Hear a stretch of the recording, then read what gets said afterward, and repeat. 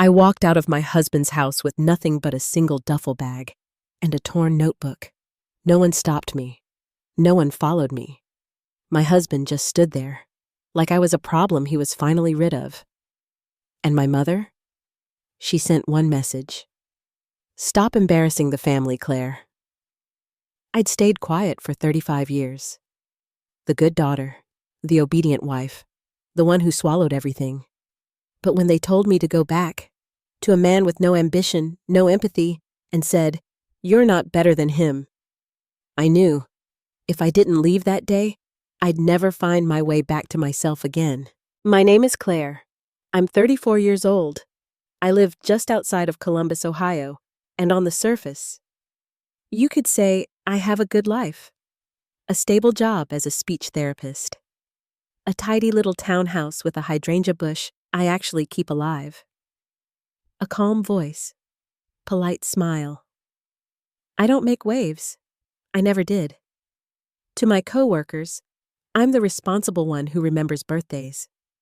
To my neighbors, I'm the nice woman who waves while pulling into the driveway at 5:17 p.m. every weekday like clockwork. And to my family, I'm the easy one. The one who never needed anything. The one who never made a scene. That's how they saw me. But inside, I was slowly crumbling under a weight I couldn't name. Because when you're always the strong one, you learn to swallow your needs before anyone even hears them. And you start to believe that maybe they're right. Maybe your voice doesn't matter. Maybe you're not supposed to take up space. It's strange. I didn't grow up in chaos. There were no screaming matches, no slammed doors, no wild traumas to point to. But that's the thing about quiet dysfunction. It hides behind good manners and clean kitchens. It sneaks in through silence, through looks that say, "Don't push it," through words that sound loving, but land like shackles.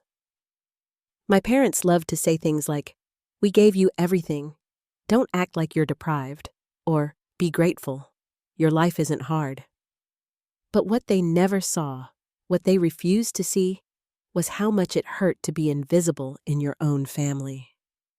I had an older brother, Ethan, golden child. Everyone said he was charming, had that spark, that charisma. He was reckless, impulsive, and honestly, kind of a jerk. But my parents? They saw potential. Every time he crashed, they'd call it a phase. Every time I cried quietly in my room, they'd say, "You're just sensitive." I was the background noise to his fireworks. They showed up for his chaos and never noticed my steady ache. I was praised for how little I needed and punished, in a way, for ever needing more. When I was 24, Ethan totaled his car driving drunk. My mom cried for weeks. My dad blamed the world. Me? I drove Ethan to court, paid his fine with the savings I had for a vacation I never took. No one thanked me. No one asked how I was doing. They were too busy falling apart over his mistakes to notice my exhaustion. That was the first time I felt something crack. Not a scream, not a breakdown, just a quiet shift. I remember standing in the courthouse parking lot, holding his paperwork, thinking, is this all I am to them? A placeholder? A support beam they never bother to check until it buckles? And then came Tom, the man my parents gently, not so gently nudged me toward. They didn't arrange it, but they may as well have. "He's a good man," my dad said. "He's grounded, stable, family-oriented," which in their language meant, "He won't question us. He'll keep you tethered. He won't rock the boat." I didn't love Tom. Not really. But after years of being told to settle down, stop being picky, stop chasing meaning or spark or whatever, I said yes. I said yes because I was tired. Because when your voice has been ignored for so long, you start to ignore it too. People thought I had the perfect life. Stable job, good man, nice smile.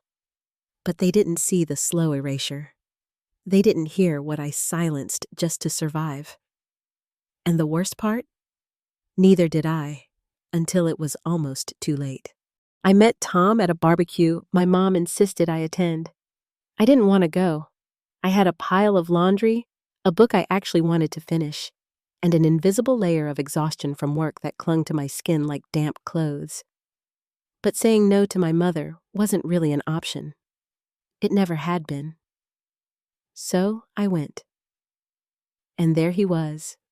Tom, khaki shorts, friendly laugh, firm handshake. He said all the right things, asked about my job, said I had a good head on my shoulders. My dad beamed. My mom smiled like she had plans. I smiled too, because that's what I was trained to do. Tom wasn't a bad man. Let me be clear. He didn't scream. He didn't cheat. He didn't hit. But he also didn't see me. He saw the version of me my parents always projected, the steady, agreeable girl who didn't need much. And I played that role well. He didn't ask what I dreamed of, didn't notice when I went quiet for days, didn't flinch when I laughed at something I didn't find funny. He called me low maintenance, said it like a compliment, and for a while, I wore it like a badge, until I realized it meant he could give me less and still feel like he was enough. I remember the night we got engaged. It wasn't romantic, no candles, no meaningful speech, just dinner at a mid-range Italian place, and then he slid the ring across the table. "Figured it was time," he said with a half smile. "You're the most reasonable woman I've ever met." I didn't cry, not from joy, not even from sadness. I just froze.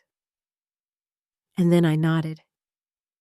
Because the real truth, I was terrified of disappointing everyone. My mother had already started calling Tom a blessing. My dad liked how dependable he was. My brother didn't care either way. He was busy trying to fund his third startup after burning through our parents' savings again. So I said yes. I said yes because I thought that's what women like me were supposed to do. But deep inside, something started to curl in on itself. Like a part of me knew, if I kept going like this, I'd vanish completely. Not in some dramatic way.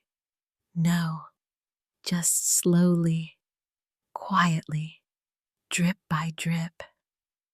Until even I wouldn't recognize the girl in the mirror. The wedding planning became another performance. My mom took over, picked the color scheme, the menu, even the songs. Tom barely weighed in. "Whatever your mom thinks is fine," he'd say. No one asked what I wanted, and when I tried to speak up, once, just once, about changing the venue to something smaller, something more me, my mom's face crumpled. "Claire," she said, "don't ruin this. You always overthink things." And there it was again. That old script. You're being difficult. You're the problem. Just smile and say thank you. So I did. I buried the desire, like I always had, because in my family, love wasn't unconditional. It was transactional. You earned it by being small, by being useful, by being agreeable. There's this photo from our wedding day. Me in a lace gown, Tom with a slight sunburn, my parents glowing. Everyone thinks I look radiant, but when I look at that picture now, all I see is how stiff my smile was, how much my eyes were pleading. Please, someone notice I'm disappearing. But no one did, because when you spend your whole life being convenient, people forget you have edges. They forget you can break. And I was breaking, silently, but completely. 3 months after the wedding, Tom got laid off. It wasn't his fault. The company downsized. But suddenly, All the charm and easygoing nature he'd floated on began to sour. He moped, complained, drank too much beer on weeknights, and still, somehow, I became the villain in the room. "I'm under pressure, Claire. You don't get it. I need support, not judgment." And the kicker: "Why do you always act like you're better than me?" I hadn't said a word. Not one complaint about paying the mortgage on my own or canceling our weekend getaway to cover his credit card debt, but his shame needed a place to land, and it landed on me. I tried to talk to my mom about it. I picked a quiet moment on a Sunday visit. She was folding laundry, humming like she used to when I was a kid. I said gently, "Mom, I think Tom's struggling, and I'm feeling kind of alone in all this." She didn't even look up, just kept folding. And then she said, "Marriage isn't easy, Claire. You don't walk away just because it's uncomfortable. Stick it out. Be the strong one. Be the strong one." There it was again. That praise that always felt like a sentence. The thing is, I wasn't looking for someone to solve it. I just wanted someone to see me, to say, "That sounds really hard." To ask, "What do you need?" But no one did. Not my parents, not Tom, not even my friends, who said things like, "You're lucky he's not abusive," as if the absence of violence meant the presence of love. One night, I came home from work, late, exhausted, and hungry, and found Tom had ordered takeout, for himself. Nothing for me, just wrappers on the counter, an empty bottle of wine, and him on the couch, watching reruns. I stood there, staring at the mess, at the indifference, and for the first time, I didn't feel sad. I felt done. Bone deep done. I went to the bathroom, locked the door, and sat on the cold tile floor. No tears, no panic, just a still, numb silence. And in that silence, a thought came so clearly I swear it was someone else's voice. No one is coming to save you, Claire. Not your husband, not your parents, not anyone. You are the only one who can choose yourself. I stayed there for hours, the lights off. My knees pulled to my chest. It was the loneliest moment of my life, and also the beginning of something. The next day, I took a sick day from work. I didn't tell Tom. I just drove to the lake 30 minutes out of town, sat in my car, and stared at the water. It was gray, choppy, cold, but somehow it felt honest. Like the first true thing I'd let myself face in years. I didn't have a plan. I wasn't ready to leave. But I knew this. If I didn't stop shrinking for everyone else, there'd be nothing left of me to save. So I started writing. Just a little, a sentence or two in a notes app on my phone. Things like, "I feel like a stranger in my own life. I don't want to live like this. I want more." I didn't show it to anyone, but it was a lifeline. A thread I could follow back to myself, even if I wasn't sure who that was anymore. That was the first time I realized the pain I'd buried all my life wasn't going away. It was demanding to be heard, and for once, I was ready to listen. I didn't leave right away. That's the part people never talk about. The long, aching in between knowing you can't stay, and not yet being brave enough to go. I went back home that night, made dinner, washed the dishes. Tom didn't notice anything was different. He never asked where I'd been. He never noticed that I didn't kiss him goodnight. And honestly, part of me was relieved, because if he'd looked too closely, He might have seen the truth flickering in my eyes. I was done pretending. But pretending had become second nature, like muscle memory, automatic, obedient, quiet. It was the same way I'd survived childhood, keeping the peace, making sure no one got upset, being grateful, being easy, being a ghost with perfect manners. But now that I'd heard my own voice, shaky as it was, I couldn't unhear it. I started noticing everything. How Tom would sulk when I said no. How he made jokes about my body, then acted confused when I didn't laugh. How he expected praise for vacuuming the floor once a month, like I should throw him a parade. I noticed how my parents still called him a good man, but never once asked me if I was happy. How my mother's eyes darted away when I paused too long before answering. How my father said, "Marriage is about sacrifice," like he was passing down a family curse. And the worst part? I noticed myself too. How small I'd become. How I said sorry 10 times a day for things I didn't do. How I couldn't remember the last time I laughed without watching someone else's face to see if it was okay. There was one night, a Wednesday, where it all boiled over.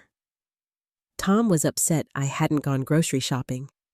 I had stayed late at work, helping a student with a speech delay, and walked in tired, holding takeout containers. He looked at the bags and said, "Again?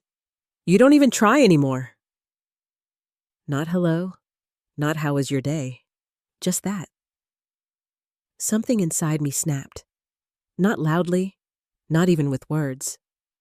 I just stared at him, and in that still, charged moment, I realized something terrifying. He didn't love me. He loved what I did for him. The convenience of me, the silence of me, the version of me who didn't need, didn't push, didn't complain. And maybe, just maybe, my parents had done the same. After he went to bed, I stood in the kitchen and stared at the beige walls I used to pretend were warm. I wrote another note to myself. It said, "He doesn't see you. He never did. But you do. Now, you do." I started sleeping in the guest room. Said it was his snoring. He rolled his eyes but didn't argue. And in that little room, with the cheap lamp and ugly floral quilt, I started to breathe again. I made lists, not pros and cons. Those were lies people tell themselves when they're scared. No, these were truths. Brutal, honest, unflinching. Like, I'm scared I'll never be loved for who I really am. I've never said no and felt safe afterward. I don't think I like myself in this life. I want out, but I don't know how to leave without setting myself on fire. Then one day, I came home and found him in my guest room, going through my notebook, my lifeline, my confessions. He didn't even look guilty. He said, "What the hell is this, Claire? Are you writing a diary now? You really think you're the victim here?" His voice wasn't loud, but it was cold, calculated. I didn't answer, just reached out and took the notebook from his hands. Slowly, and I walked into the master bedroom, closed the door, locked it. He banged on it once, then nothing, just silence. I sat on the edge of the bed, notebook in my lap, hands shaking, not from fear, from clarity, the kind that hurts, because in that moment, I knew this wasn't just about him, it was about all of it. My entire life of disappearing to make others comfortable. My parents' blindness, my brother's chaos, my own betrayal, the one I committed every time I said yes when I meant please no. I wasn't just mourning a marriage, I was mourning me, the version of me I never got to be. A few days after the notebook incident, I got a text from my mother. No greeting, no context. Just come by this weekend. We need to talk about your tone lately. My tone, not my well-being, not my marriage, not the quiet agony she must have sensed in my voice the last dozen times we spoke. No, just my tone. I stared at the message, thumb hovering over the screen, and for the first time in my life, I didn't answer her right away. Not out of rebellion, out of exhaustion. Because I was tired of being the one summoned, the one guilted into fixing what I didn't break. But of course, I went.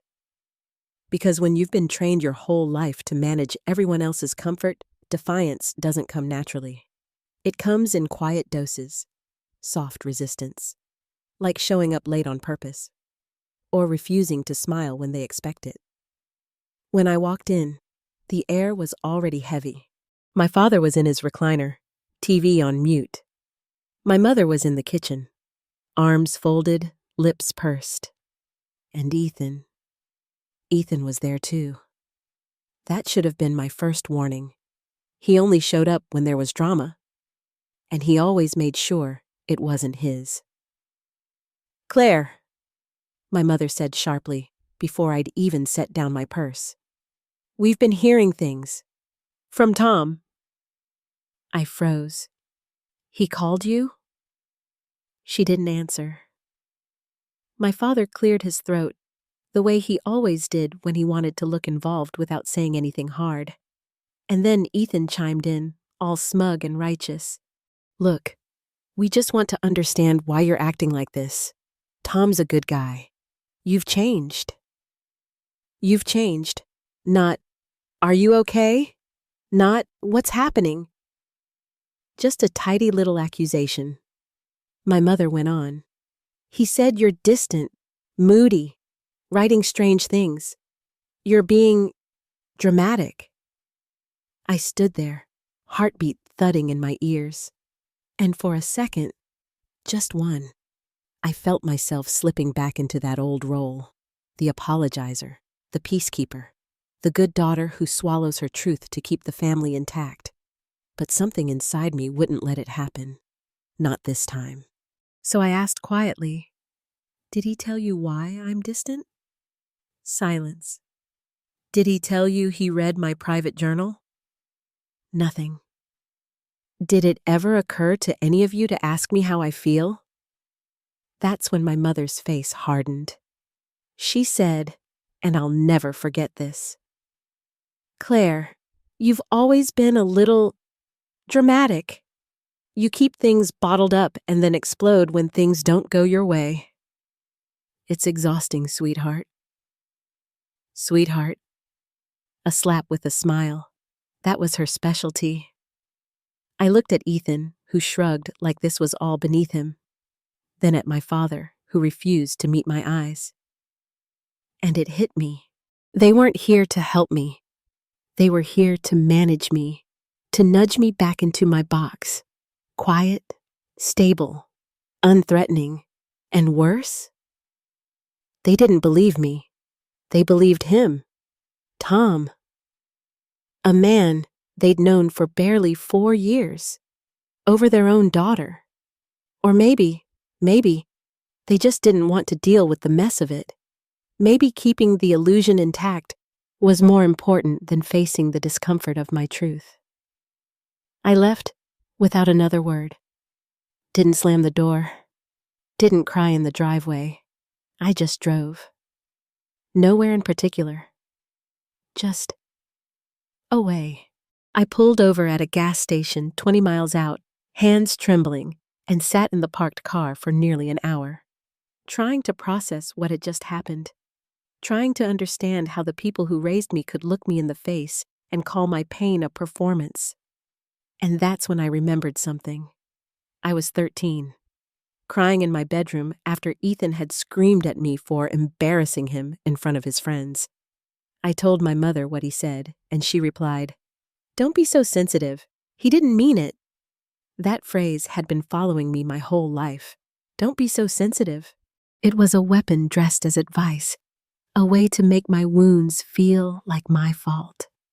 That night, Back in the guest room, I opened my notebook and wrote, "My family would rather believe I'm unstable than believe I'm unhappy.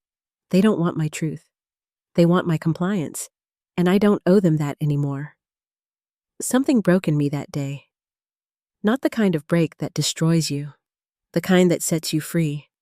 Because once you see who people really are when you need them most, once you hear them minimize your pain with such practiced ease, you stop begging them to see you, and you start learning how to see yourself. The thing about betrayal is that it doesn't always come as a knife. Sometimes it's a whisper, a choice, a look across the room when you're drowning, and no one moves. After that visit, something inside me stopped waiting for apologies, for clarity, for some version of my parents to appear and say, "We were wrong. We see you now." No, that version didn't exist. It was a fantasy I had been feeding since I was a child. The daydream that if I was good enough, quiet enough, useful enough, they'd finally love me the right way. But they didn't want me. They wanted the idea of me. A daughter who didn't ask for too much. A sister who kept the family image clean while Ethan spiraled over and over again. A few days later, Tom and I sat across from each other at the dinner table. He was scrolling on his phone. I was stirring my pasta, not eating it. "Your mom called," he said casually, without looking up. "She said you were rude to everyone last weekend." I didn't respond. I couldn't. Then he looked at me and said, "Claire, maybe you should talk to someone. You know, about your issues." He made air quotes when he said it. Issues. I stared at him. Not with rage, not even hurt, just clarity.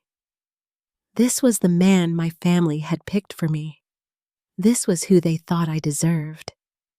And the tragic thing? At one point, I agreed with them. I stood up, walked to the bedroom, grabbed a duffel bag from the closet and began to pack. Tom followed me, annoyed now. "What are you doing?" "Where are you going?" "Claire, are you seriously blowing this out of proportion again?" That word, again, as if my pain was a performance, a habit, a trick. I zipped the bag, looked him in the eye, and said softly but firmly, "I'm leaving. You don't have to understand it. You just have to get out of my way." He laughed. "That's cute. Where are you gonna go? Cry to mommy and daddy?" That was the last thing he ever said to me. I didn't go to my parents' house. I drove to a cheap motel on the edge of town and paid cash for 2 nights. It smelled like mildew and regret, but it was mine. I turned off my phone, closed the curtains, and for the first time in months, I slept. Not just physically, something deeper, like my soul was finally allowed to rest without performance, without defense. When I woke up the next morning, I walked to a nearby diner, ordered eggs and toast and a cup of black coffee, and I sat there for almost 2 hours, journaling, not writing, releasing, all the things I never said. I was never okay, you just weren't looking. I begged for crumbs and called it love. You don't have to hit someone to make them feel invisible. Later that week, I went to a lawyer, started the divorce paperwork. Clean, quiet, no drama. Tom didn't fight me. He didn't cry. He didn't ask me to stay. Because deep down, he knew. I had stopped being useful to him the moment I started being honest. My parents were concerned. My mother sent a text saying, "This isn't like you. Come home and let's talk." But I didn't respond. Because it was like me, the real me, the one they never made space for. There was no big explosion, no climactic moment of closure, just silence. Distance. A slow unraveling of ties that were always too tight to breathe through. But here's the strange part. I wasn't angry anymore. I was awake. And in that awakening, there was grief. Yes. But also a quiet, undeniable power. I didn't need to be saved. I just needed to stop betraying myself to keep people comfortable. After the divorce papers were filed, I moved into a one-bedroom apartment on the second floor of an old building with creaky floors and peeling paint. It didn't have much. A tiny kitchen, a chipped bathtub, no dishwasher, but it was mine. There was a crooked little window in the living room that faced the street, and every morning, I'd sit beside it with a blanket and a cup of tea, just listening. No one asking me where I was going. No one watching me like I might break. No one interrupting the slow process of remembering who I even was. The silence was unfamiliar at first. It felt like a question I didn't know how to answer. I used to fill every second with errands, with phone calls, with responsibilities that weren't mine. But now, there was space, and space can be terrifying. Because in space, there's room for truth, for grief, for that long ache you kept beneath your ribs for decades, because if you let it rise, you were afraid it might never stop. For the first time, I started therapy. A real one, not advice from a podcast or an article. An actual woman with soft eyes who didn't flinch when I told her I didn't know what love was supposed to feel like because I'd only ever been rewarded for being useful. She didn't rush me, didn't tell me to forgive. She just held the space and let me bleed the old stories out, one jagged word at a time. I cried the most when I admitted this. I don't think I've ever felt safe being fully myself around anyone. Not even my family. Especially not them. I started noticing little things. How I no longer apologized when someone bumped into me. How I no longer said, "It's okay," when something clearly wasn't. How I started wearing colors again. Rich ones like rust and olive and navy, instead of soft neutrals that helped me fade into the background. I planted a cactus in a cracked clay pot. It sat on the windowsill like a tiny rebellion. Something alive, something mine, something that didn't need much, but still deserved sunlight. I journaled every night, not for clarity, just to witness myself. One night I wrote, "I've spent so long trying to be digestible, to be the version of myself that made everyone else comfortable. But I was never meant to be small. I was meant to be whole." I didn't speak to my parents for nearly 5 months, and not once in that time did they come find me. Not really. They sent 2 text messages, one from my mother, "We're worried," one from my father, "Hope you're okay." But neither followed up. Neither knocked on my door. Neither tried to see me without expectation or correction. And maybe that was the clearest answer of all. One day, I ran into Ethan at a gas station. He looked tired, older, still charming in that way people like him often are, the kind that disguises damage as confidence. He raised his eyebrows and said, "Long time, sis." I nodded. He asked, "You still mad at the world?" I smiled gently. "No, just not pretending anymore." He didn't get it. I didn't need him to. Healing didn't come like a thunderstorm. It came like moss. Slow, steady, barely noticeable until one day the cracks were covered in green. Soft, alive, growing. I didn't post about it, didn't announce it. I just lived, one breath at a time, one choice at a time. And each day I woke up without dread in my chest, without shrinking myself to fit into someone else's mold. That was enough. That was a miracle. It started with small things. I bought myself a real lamp, not one passed down or picked out for me, not functional, not practical. It was amber-colored glass, shaped like a blooming flower, something warm and strange and completely mine. I put it next to my bed and turned it on every night, not because I needed the light, but because I needed the softness. I started cooking again, not for someone else, not to prove I was wife material or domestic, but because I craved the smell of garlic, because stirring a pot in silence made me feel grounded, because I wanted to taste joy again. I stopped performing my life. No more fake laughs on work calls. No more letting people talk over me and nodding like I agreed. No more returning texts that felt like obligations wrapped in guilt. I learned how to let silence hang. I learned how to say, I need to think about that, instead of rushing to fix, agree, or make someone else feel better. I learned that peace doesn't come when people around you are pleased. It comes when you stop abandoning yourself. I took a weekend trip to Asheville, alone. Just me, a packed bag, a used bookstore recommendation, and a cabin with a fireplace that smelled like pine. I walked in the woods until my legs ached, stared at the sky like it was speaking a language I used to know but forgot. Sat on the porch with tea and watched fog roll down the hills like grief learning how to leave. On the second night, I wrote in my journal, "This is what it feels like to belong to yourself. No performance, no witness, just you, breathing, existing, enough." A few weeks later, I got an email from my mother. Subject line, "Please read."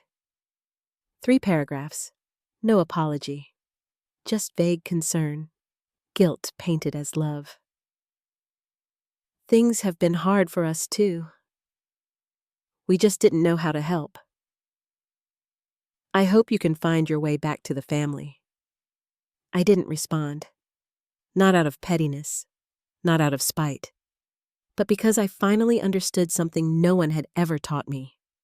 You don't owe access to people just because you share blood, especially if their love comes with conditions you have to keep breaking yourself to meet. One afternoon, I was walking through a flea market when I passed a booth with antique keys. Dozens of them, laid out on velvet, tiny rusted pieces of history that once opened something. A drawer, a door, a chest of secrets. I picked one up, small, gold-toned, slightly bent. The vendor smiled and said, "Old, but strong. It probably fit a lock no one even remembers anymore." I bought it, not because I needed a key, but because I was finally unlocking things in myself that had been sealed for years.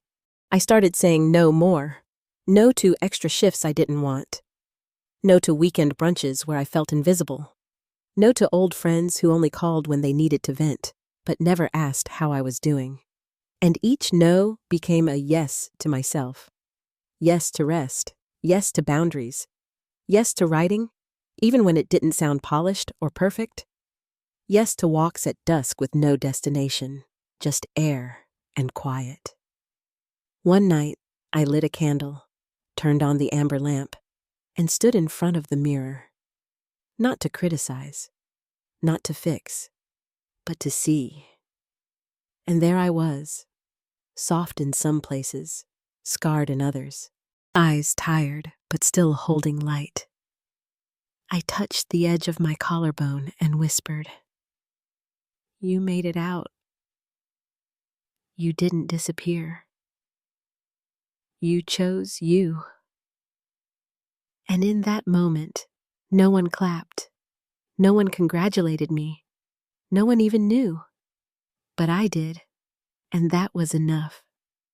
Some endings don't come with fireworks.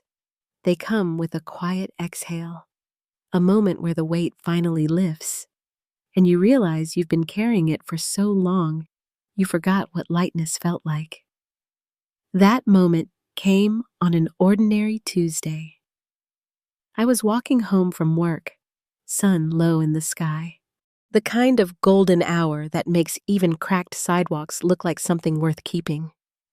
There was no big thought, no revelation, just this steady knowing in my chest. I'm okay, not perfect, not healed, not invincible, just okay. And that was everything. I stopped needing to explain myself, stopped replaying old conversations, hoping I'd find the magic sentence that would make them understand. I no longer needed my mother to apologize. I no longer wanted my father to notice. And Ethan? He could spin in his own orbit as long as he wanted. I wasn't responsible for his gravity anymore. What they thought of me was no longer louder than what I knew about myself. That I had survived. That I had saved myself. That I had walked through years of silence, pressure, and self-abandonment, and still came back to me. I didn't become someone new. I became more myself. The version of me that laughed too loudly at bad jokes, that danced barefoot in her living room to old Alanis Morissette songs, that talked to her cactus like it might talk back one day. I started volunteering at the community center on Saturdays, reading with kids who had stories bubbling in their throats just waiting for someone to listen. And every time a girl looked up at me with nervous eyes, I made sure she knew. Your voice matters. You don't have to shrink to be loved. One afternoon, I ran into an old coworker at a bookstore. She blinked when she saw me. "You look different," she said. I smiled. "I feel different." We talked for 10 minutes. Nothing deep, just real. When she left, she paused and said, "I don't know what you've done, but you look like someone who knows where she's going." And maybe I didn't, not exactly, but I knew what I wasn't doing anymore. I wasn't betraying myself for approval. I wasn't settling for crumbs. I wasn't dimming my light so others could stay comfortable in their own shadows. Months passed. The seasons changed. Life kept moving, but this time, I wasn't dragging myself through it. I was in it, breathing, choosing, living. And one day, without planning to, I found myself standing at my parents' front door. No letter, no warning, just a quiet instinct to see the place where I'd started, from the eyes of the woman I'd become. My mother answered. Her face flickered with surprise, maybe guilt, maybe something else. She opened the door slowly. "Claire." I didn't go in. Didn't need to. "I just wanted to say," I said gently, "I'm doing okay. I'm happy." She blinked, nodded, tried to smile. "That's good." It wasn't an apology. It wasn't a breakthrough. But I wasn't there for her. I was there for me, to prove that I could face the past without letting it reclaim me, to say goodbye without words. I left a small envelope in her mailbox that night. Inside was a photo of me, standing on a cliff during my solo trip, arms open, wind whipping through my hair. On the back, I wrote, "This is me, free. I hope one day you'll want to know her." These days, I still have hard moments, memories that creep in, the occasional urge to reach for old roles, old habits, but I breathe through them. I remind myself, healing isn't about erasing the past. It's about no longer letting it define your future. I'm not who I was, and I don't need to be. I'm not perfect, but I'm mine, and that's more than I ever thought I'd be allowed to say.